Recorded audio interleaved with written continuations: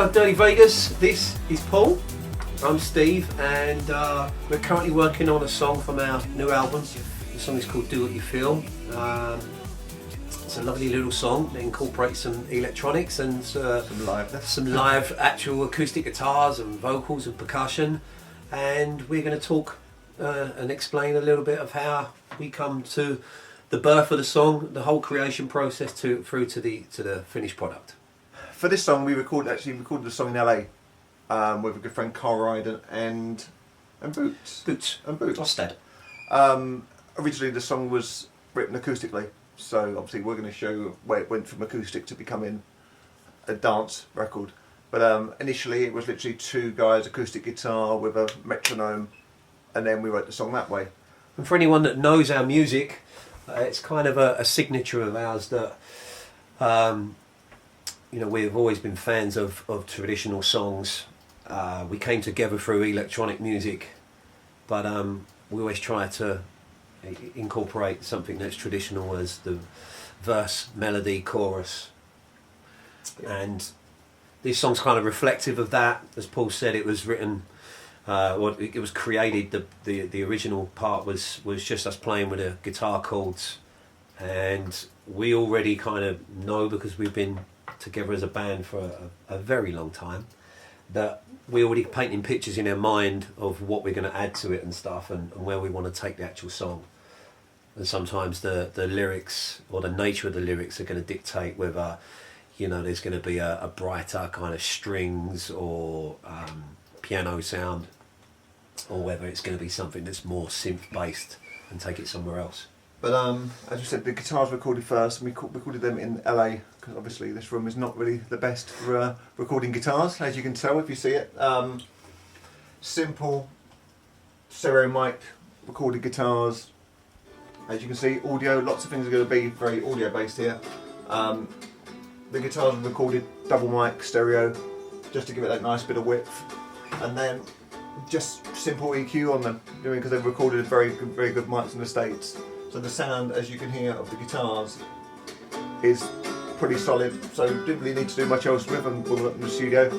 Tiny bit of EQ, and obviously a bit of compression on the guitars just to make them sit tight in the mix. And then we had like 2 layers of guitars, 1 layer there, and there's the chorus guitars there. And literally have them on a group. Just makes it easier for mixing, just try to select everything into groups. So we obviously have the guitar groups, the BV groups, the drums, and then obviously the magic side chain, which everybody uses to get everyone to sit nicely. But that's basically the guitars which we recorded, and that was the basis of the song and where the whole song come from. So all the guitars we put into a group just to keep them tidy and keep them together. Not really the normal thing that I do, but this project we worked alongside a guy, Simon Duffy, who we use quite a lot, and he's pretty meticulous in everything in order, and normally colours and stuff like that people like to use. But all the guitars obviously are sent to a group, and then on the group we have the compression, which is side chaining from our side chain for the top, and that side chain will go across everything. It's the same side chain for everything as most people use, and it's just a straightforward 4 side chain. For instance, of the guitars which we're using as a group here, I'll side chain that group separately, so it just works as a guitar side chain bus. So you can just change the side chain attack, so you can just do it as you need it for that. Currently, as far as reverbs go, the go-to reverb of new has been the Valhalla.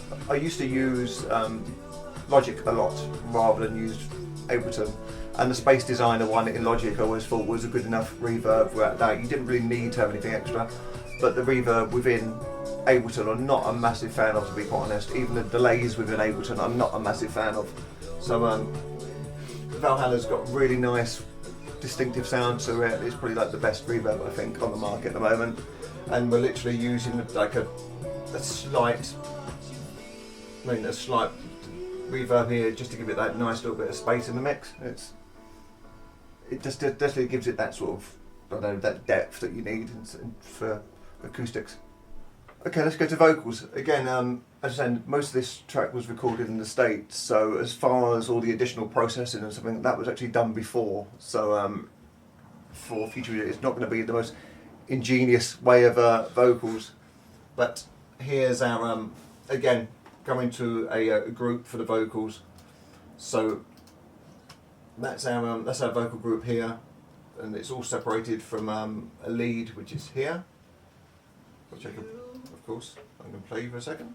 You are a miracle. And then just taking out a little bit of bottom end of the vocal, just to get the bottom end out of the vocal.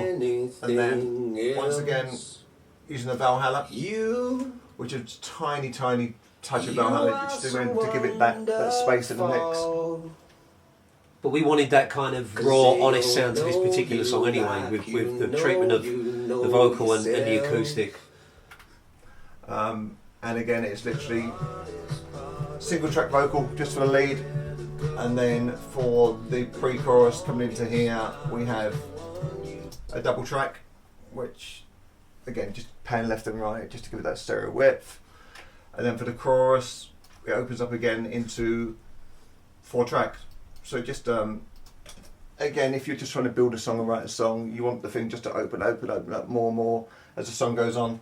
So as I said, single track there, double track for the pre, and then 4 stacks for the vocal. Again, some records you could have 19, 20, 30 stacks of vocal. It just depends how much you want to do it, how rich you want it to be. We tend to stay in the single digits because that's kind of where we're from.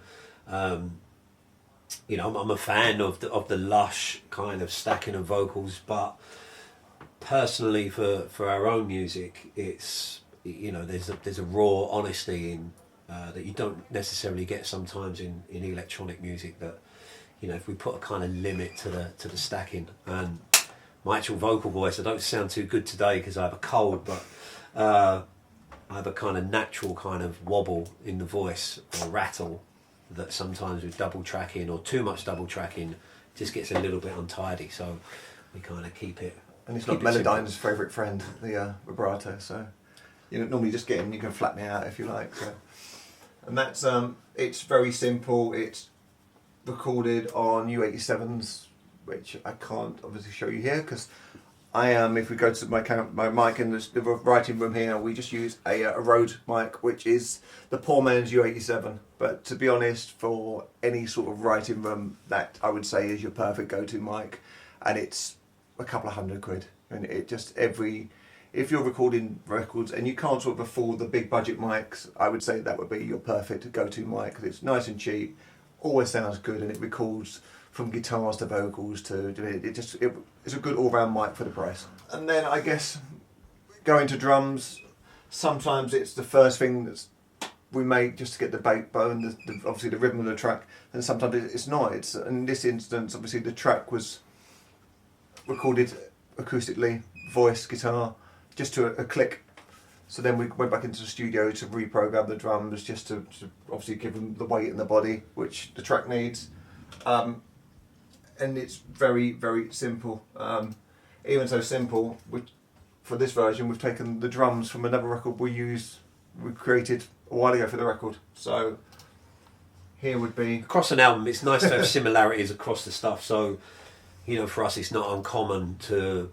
if we feel like a certain drum or a certain rim shot sounds good on one particular song, like a conventional band, we'll take that across to another track. And basically superly compressed backing, and that'd be the whole backbone of the drum section for this track. Layered on top, and these are from a sample pack, which obviously most people use now, the loop masters, etc. It's there you go, and it just be tiny layers. So a shaker to give it that high end, obviously, that you need for this track. Most of the sounds and the percussions are from sample packs. We do obviously play live drums and sample stuff like that, but for this instance, on this particular song, because most of the time, whether it's one of our tracks or a remix, I'll record my own percussion in the US and send the audio files to Paul. That could be you know, real congas, cowbells, shakers. But on this particular one, there isn't, which is odd. And again, as you can see, there's hardly any process or anything like this. Obviously, straight off a pack, so they sort of come ready-made. It's more to do with the balance. So, and I am from that. I know I'm not this super in-depth producer who can go in and manipulate everything. Put a sound there. If it sounds right to me, it sounds right. It's maybe a little bit of EQ in just to separate it or just to get it positioned right in the mix. But the second something sounds right, sometimes it just doesn't need that much extra work to it. It's you can sit there for hours. You can work with producers who will sit there spending hours over a kick drum. I mean, if the thing sounds right, it sounds right. You can go to mix and spend hours on the mix, but literally for writing, for vibing, just whatever you find. If it sounds like the right sound, go with it. Then you can change it later. But most people, the most fundamental parts of most tracks are your kick drum, your snare drum, and your bass. And once all those three sit in the mix perfectly, I mean, it just that's the backbone of any sort of electronic dance record. You need them to sit in the mix and sound great. But again, going back to the drums here, it's a few loops together, and they work. I'll play you the drum bus.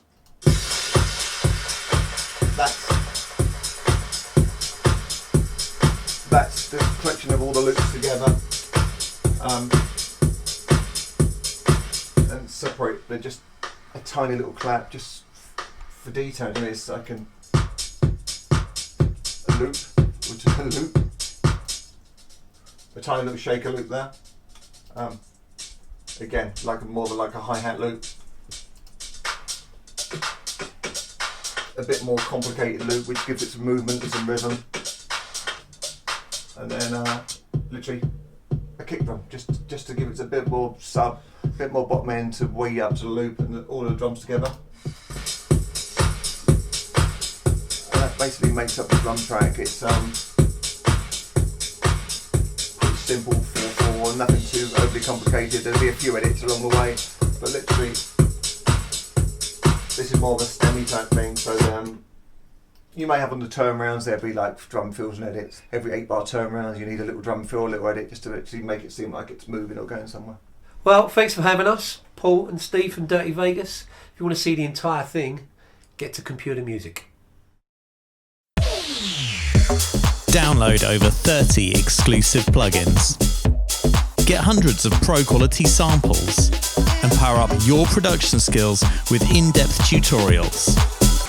We break it down for you step by step, and you'll see exactly how it's done in expert video guides and producer masterclass sessions with pro producers.